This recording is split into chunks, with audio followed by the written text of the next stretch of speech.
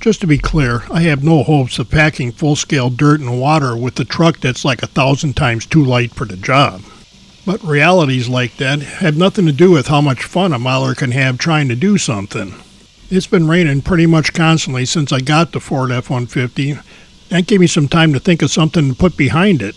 Nobody will be more shocked than me if this actually does something, but I did have a good time figuring it out anyway.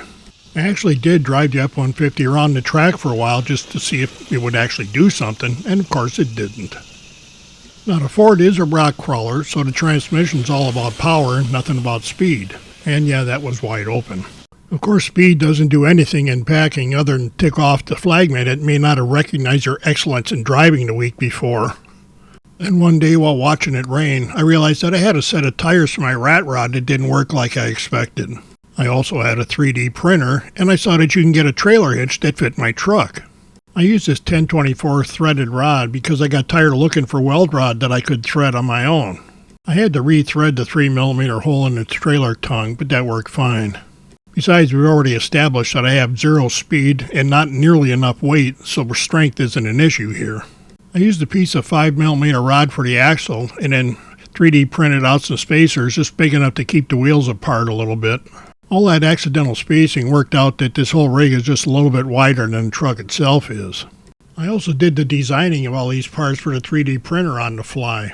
I literally held my ruler up and said this should be about this long and that should be about that long, and then printed them up. I figured aerodynamics weren't going to be a problem, and plus there's hardly any of these things out there that I know of, so somebody can't point to them and say that mine's stupid. Of course, this being the internet, that's not going to stop anybody from calling me stupid or pointing out that this won't work like I just said earlier in this video. I got the receiver hitch head from Amazon, and there's a bunch of them out there like this. This hitch came with an industrial looking top jaw. It was just more of a pain in the butt than it was worth, so I tossed that. It just occurred to me I'm probably going to get 10 demerits for not doing an unboxing video of this trailer hitch. And here's my hitch all hooked up. I was going to look for some little tiny safety chains, but I figured I better leave something for the RC hitch experts to gripe about.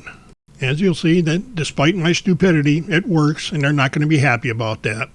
One of the reasons I did all of this is I figured early on that just watching my F-150 truck driving around the track on its own isn't going to be really exciting. And here's the first pass at speed with the packing unit on it. How dramatic.